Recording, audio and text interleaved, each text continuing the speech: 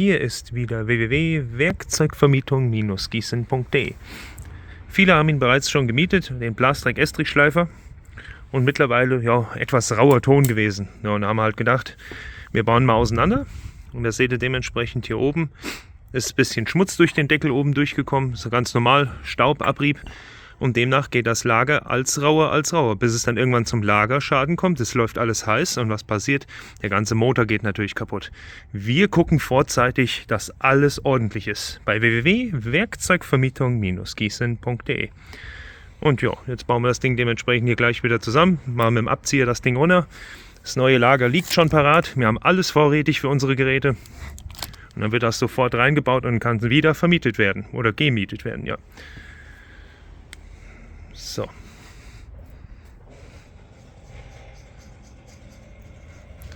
Ende der Vorführung. Danke euch.